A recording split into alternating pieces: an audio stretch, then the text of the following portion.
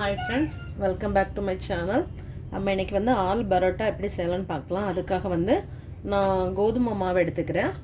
அது தேவையான அளவு, அது மெஷர்மென்ட் கிடையாது. உங்களுக்கு எவ்வளவு தேவையோ அந்த அளவுக்கு நீங்க எடுத்துக்கோங்க. அதுக்கு அப்புறமா வந்து கர்ட் கொஞ்சம்,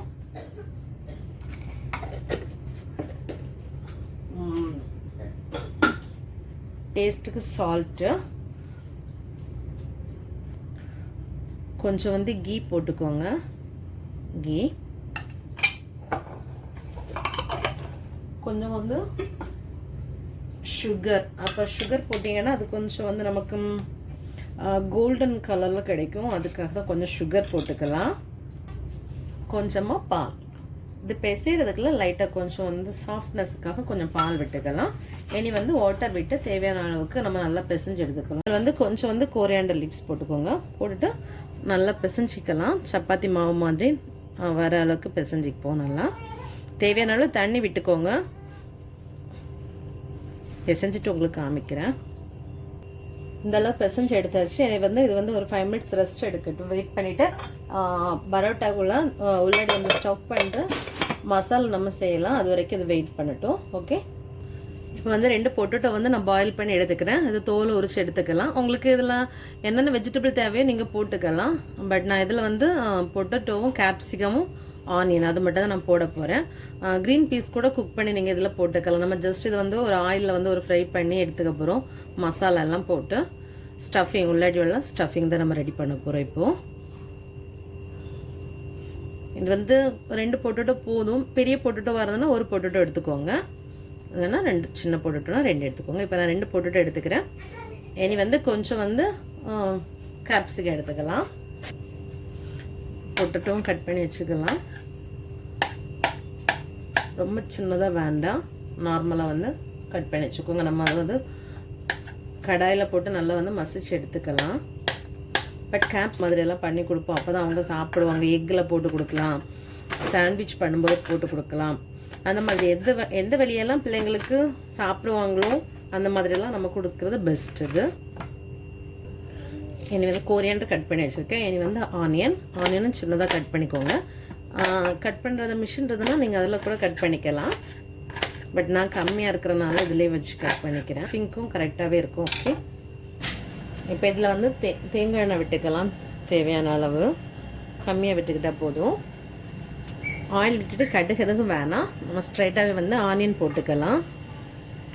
ஆனியன் கொஞ்சம் நல்லா ஃப்ரை ஆகட்டும். ஃப்ரை ஆனதுக்கப்புறமா பொட்டேட்டோ போட்டுக்கலாம். இதில் வந்து நம்ம பொட்டேட்டோ போட்டுக்கலாம். பொட்டேட்டோ சேர்த்து கொஞ்சம் நல்லா மசிச்சு கொடுக்கணும். அப்போ தான் வந்து ஒரு பால் மாதிரி நம்ம பிடிக்கிற மாதிரி இருக்கணும். ரொம்ப கொஞ்சம் திக்காகவே வர வேண்டியது இருக்குது. அதனால் வந்து நம்ம கொஞ்சம் ப்ரெஸ் பண்ணி கொடுத்து நல்லா மசாலா எல்லாம் படுற மாதிரி நம்ம இது பண்ணிக்க வேண்டியதான். நம்ம வந்து கேப்சிகமும் கோரியாண்டர் லீவ்ஸும் போட்டுக்கலாம். தேவையான அளவு சால்ட் போட்டுக்கலாம். நான் இன்னும் சால்ட் போடலை, அதனால் தேவையான அளவு சால்ட் நம்ம இப்போவே போட்டுக்கலாம். இதுக்கான சால்ட் மட்டும் போட்டுக்கோங்க. ஆல்ரெடி வந்து நம்ம சப்பாத்திக்கு வந்து சால்ட்டு போட்டிருக்கோம். அதனால் இதுக்கான சால்ட் மட்டும் நம்ம போட்டுக்க வேண்டியதான். கேப்சிகம் வந்தாலும் நமக்கு வதங்கணும் இல்லை, நார்மலாகவே போதும். இனி மசாலா போட்டுப்போம். கொஞ்சம் வந்து மஞ்சள் பொடியும் கரம் மசாலா அவ்வளோதான் போடுறேன். வேறு எதுவும் போடலாம். ஸ்பைசஸ் எதுவும் வேண்டாம். அந்த கரம் மசாலாவோட ஸ்பைசஸே போதும். கேப்சிகத்தில் இருக்கிறனால நமக்கு எக்ஸ்ட்ரா ஸ்பைசஸ் எதுவுமே ஆட் பண்ண வேண்டாம். மசாலாவோட ராஸ்மல் போகிறத வச்சுக்கோங்க. இப்போ ராஸ்மல் போயிடுச்சு. ஏன்னா நம்ம சப்பாத்தி மாதிரி தட்டி எடுத்துக்கலாம். நம்ம திக்காவே வந்து போட்டு எடுத்துக்க வேண்டியதான். ஏன்னா அப்போ தான் வந்து அது பரோட்டா மாதிரி பஃப் அழகாக வரும். இதில் நீங்கள் மைதா மாவில் கூட செய்யலாம். பட் நான் மைதா செய்யலை, ஃபுல்லாக வந்து கோதுமை மாவில் தான் பண்ணியிருக்கேன்.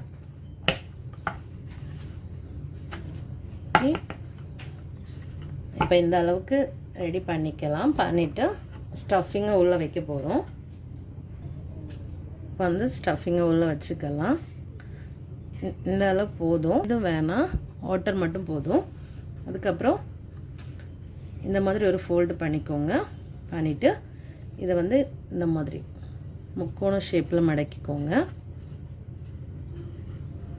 ஓகே, இந்த மாதிரி வச்சுட்டு லைட்டாக வந்து ப்ரெஸ் பண்ணி கொடுத்துக்கோங்க. ரொம்ப அமுத்த வேணாம் நமக்கு.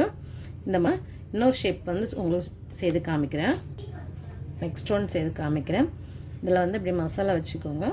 வச்சுட்டு சேம் ப்ரொசீஜர், சைடெல்லாம் தண்ணி டிப் பண்ணிவிட்டு நீங்கள் வந்து இப்படி பண்ணிக்கிட்டிங்கன்னா போதும்.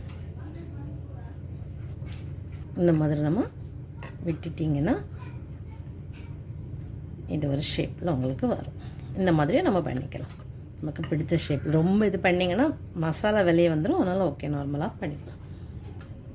இப்போ அடுப்பில் தோசைக்கல்லை வச்சுக்கோங்க. வச்சுட்டு நம்ம நார்மலாக சப்பாத்தி சுடுற மாதிரி சுட்டு எடுத்துக்க வேண்டியது. ஓகே, இதில் வந்து நீங்கள் வந்து மேலே வந்து கீ ஆயில் ஏதாவது பிரட்டிக்கலாம்.